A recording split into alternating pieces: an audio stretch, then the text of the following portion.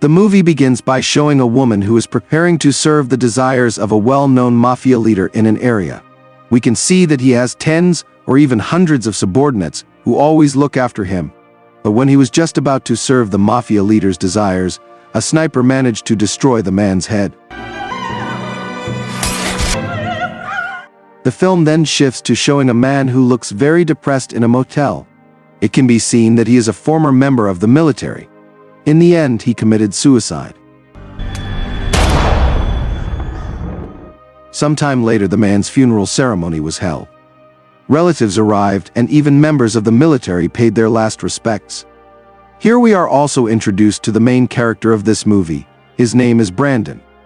And the man earlier was his former boss. They were both snipers, and their superior allegedly committed suicide due to guilt over the deaths of his friends while serving in the military. Kills.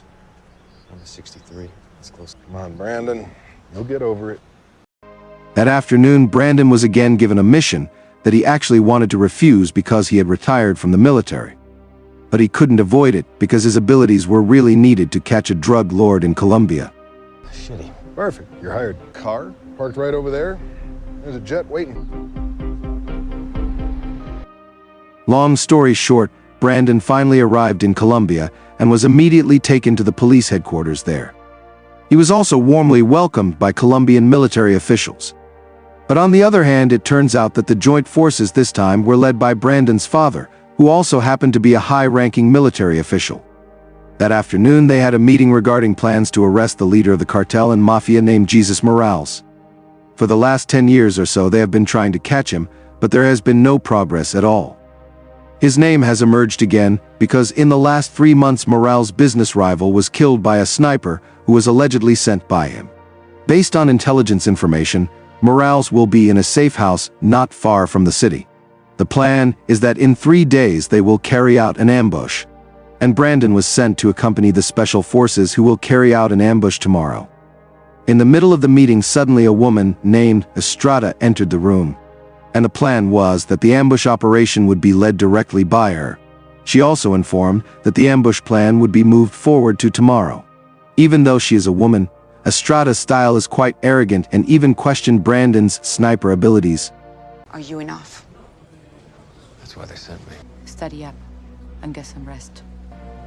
Long story short, the next day Brandon, with the help of his colleagues, tried to comb through Morales' hiding location, which was being squeezed by the forest. They tried to predict where the sniper would emerge from. Meanwhile, Estrada and her special troops began to move towards the target location.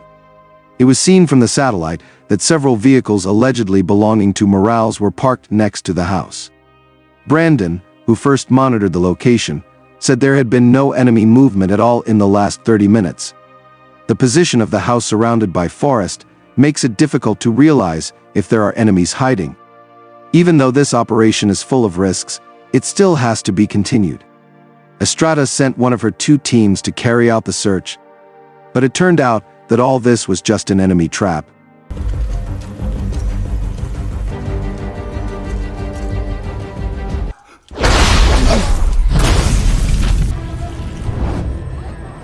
Estrada, who was behind, managed to survive. However, all the agents in the front row died and Commander Garza was injured, without them realizing the sniper hired by Morales was targeting them. Then suddenly Garza's leg was shot.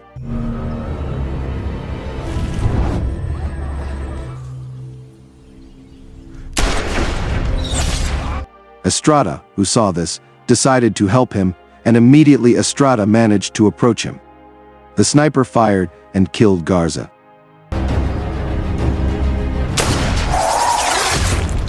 As a result of the shooting, Brandon managed to find the location, and he immediately returned fire. But the sniper managed to dodge and escape. Estrada. I got this Mustang. That's something in the scope. 11 o'clock.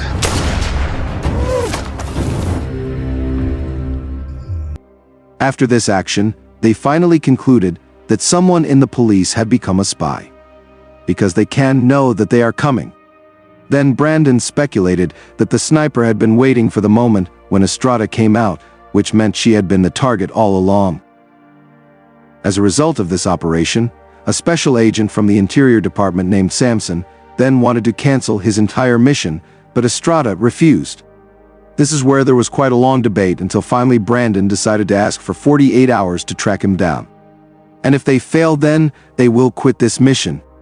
After the meeting was over, Brandon's father, Beckett, told Brandon that the sniper might already know who he was. So he asked him to be careful. And your eyes wide open. That's it. Was yours in the crotch, right? It's good to have you on board.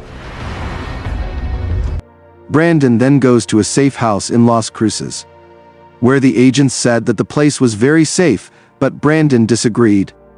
He thought the sniper could have shot him easily from any room. On the other hand, the sniper, or better known as El Diablo, is having fun with his girlfriend. But suddenly he got a call informing him of Estrada and Brandon's whereabouts. The scene shifts again to Brandon, where he is engrossed in reading an article about his friend's death. At that moment, Estrada suddenly came to see him. She thanked him for his support. Then Brandon talked about the sniper's oddities, but Estrada didn't care. All she cared about was Morale's capture. Everyone has their way. The sniper, Juan Morales. Brandon said that her narrow-mindedness was what caused many people to die. Estrada, offended by his words, rushed out. Estrada goes to a bar to meet a priest with some info named Carlos.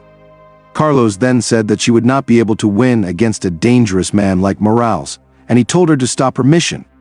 But Estrada refused, so like it or not he had to help her. He then explained that the sniper was known as El Diablo. Carlos promised to contact her again if he found any other clues. I will not let this man survive. Once El Diablo has your name, If I work out on this job. trust no. Meanwhile, Brandon himself spent time analyzing El Diablo's shot last night. According to him, the shot was a bit strange because the bullet seemed to change direction from its hiding location. Not long after, a member of Brandon named Santiago announced that he had finally found the position of El Diablo, who was probably monitoring the Brandon building from earlier via laser reflections. And finally we see the battle between these two professional snipers again.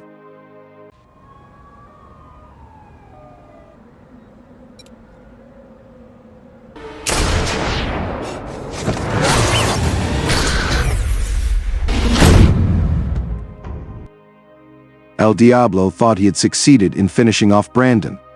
Even though from the start Brandon's goal was to prove his theory, where El Diablo could change the direction of bullets. And once they managed to find the bullets used last night, then, after being analyzed by weapons experts, it turned out that there was indeed technology capable of doing this. He was shot at me last night. There's only so many points of access to get to this kind of tech. We cut to Morales playing billiards with his subordinates. However, in the middle of the match, Morales made his members very afraid because he was going to kill him as a result of defeating him. But actually Morales just wanted his men to learn that they should not be afraid of anyone, even when at gunpoint. This is also the reason why he became the leader of the biggest cartel, because he was never afraid to face the police. His words were no joke, because that afternoon he was suddenly approached by El Diablo and threatened to be killed because he had not paid for yesterday's work. But Morales said that he would not pay a penny before El Diablo managed to kill Brandon, who he thought was dead. Time you drop by, ask first, alright? Is he still alive? Need it anymore. Brandon and Estrada themselves that afternoon were on their way to their new safe house. Halfway through the road, Estrada got a call from Carlos that he had managed to get the home address of El Diablo's girlfriend. However, Morales controlled his girlfriend's location, so she had to be extra careful. Before they finished talking, suddenly their car was hit by a truck, which turned out to be the work of the mafia.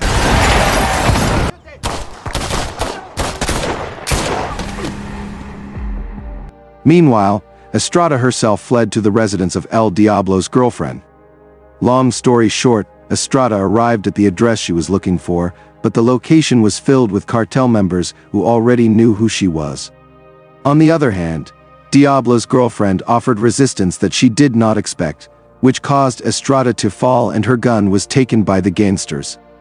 Here she tried to fight back but was outnumbered, and she was even harassed.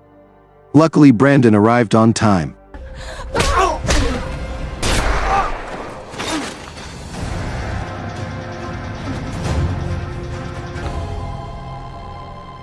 One of Morale's members managed to escape, while Diablo's girlfriend tried again to kill Estrada. But fortunately, they managed to overcome this. Diablo's girlfriend wears a necklace containing a photo of the two of them. It was from this necklace that the police finally succeeded in identifying the face and identity of the sniper they were looking for. But the attack proved that Morales had someone inside the police. So from there, Estrada and Brandon decided to carry out a silent operation. And according to Estrada, the only person she can trust now is Mr. Carlos. Estrada finally takes Brandon to Carlos' place to hide. And when they got there, Carlos received them happily. He also told them how many people Morales had been involved with. Several days later, the bodies of men who worked for Morales were found. And it was all Brandon's doing. One night, Brandon told him about a friend who had committed suicide, and he began to worry that he would end up like that. However, Carlos explains that the only way to avoid such a death is to forgive oneself for the moral damage caused by it. I think that's my future too. His past caught up with him. Well, on these streets, forgive. On the other hand, Morales sneaks into El Diablo's place, then he tells him to stop Brandon by promising to pay quite a high price. After that, Samson and Beckett called Miller to give him information about El Diablo, whose real name is Enrique. He also turns out to be a former sniper on defense. Samson then told Miller to remove Brandon and Estrada from the mission, but Miller did not agree. Intel. In a street war with La Familia de Seis. Agent Estrada are moving the needle. Oh, but the State Department's been all over. On the other hand, El Diablo paid a man to get information about the whereabouts of the two of them, namely Brandon and Estrada. Finally, he told him that Carlos was the one who had hidden them. Fire Carlos. Matching stack with his dead. Me, en mi barrio. In the afternoon, Estrada received a message from Carlos to meet him at the city park at 10 p.m. But when she tried to call him, Carlos didn't pick up. Then Estrada and Brandon sneaked into a building in front of the city park. They began to observe the surroundings for Diablo's whereabouts.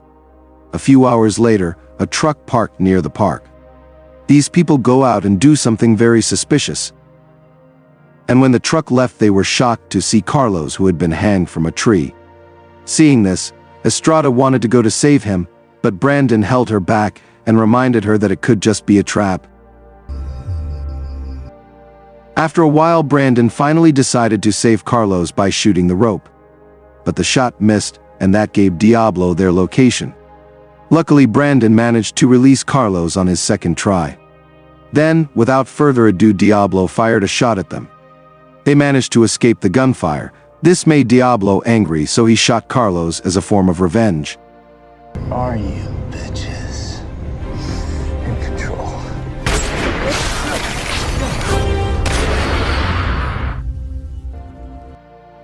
In the end, they couldn't save Carlos. His death made the village mourn, because during his life he was famous for his kindness. Even on the day of his funeral, quite a few of Morale's members were also sad.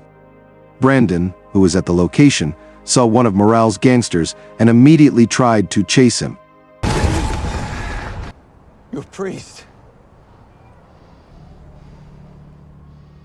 Morale's subordinates initially did not want to cooperate, but Brandon promised to put him under protection if he opened his mouth about Morale's current position.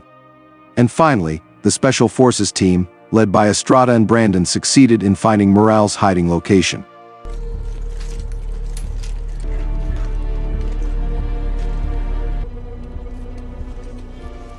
Even though his arrest occurred in Colombia, the plan is for Morales to be tried in Miami, United States. But the capture of Morales has not ended this entire mission, because his subordinates will definitely not remain silent, including Diablo. Welcome to Miami, Mr. Garcia. Thank you. And sure enough, Diablo was seen passing through immigration and entering American territory. He has also prepared a special weapon that he will use for this fight. See hardware we're up against. At the same time, Morales, closely guarded by military troops, managed to land at an American airbase. There, one of Brandon's leaders that we saw at the beginning of the movie, named Miller, appears again to help with the process of moving Morales. They then set a fairly mature strategy that afternoon. Miller also gave Brandon a special bullet to fight Diablo, where the bullet can explode when it approaches its target. Naval Research Lab. Bullet talks to target. Target talks to God. 12:30. And finally, the operation to transfer Morales was carried out. He was seen being taken into a black SUV, while Brandon and the others planned to monitor the opponent's movements from the roof of the building. When he arrived at the building, Brandon told Samson that the series of guards was actually just a trap for the enemy. Later, Morales will be taken by a car containing insect repellent. The funny thing is that Samson suddenly becomes nervous when he hears this information. Look, the convoy's a decoy. Smart play, but a little heads up next time would be better. Finally, a series of diversions was deployed.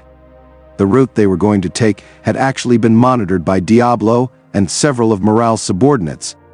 But strangely, until the series was finished, not a single attack occurred.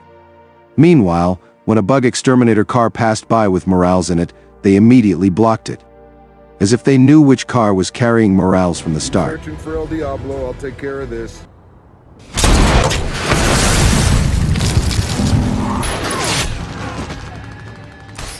Diablo himself fires a bullet that destroys the prisoner's car.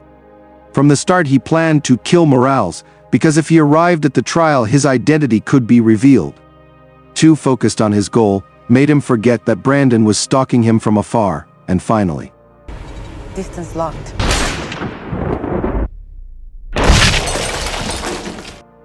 the car destroyed by Diablo was actually controlled by a remote. They did this to trap two people. The first was Diablo, and the second was the person who had been betraying him all this time, and was none other than Samson. My boys at Langley clone your burner phone, telegraphing our movements, putting our people in harm's way. Now Samson couldn't deny it, but he then said that all this time his department had been collaborating with Morales in order to get information about the smuggling of explosives from other countries, which according to him is a bigger threat than drugs.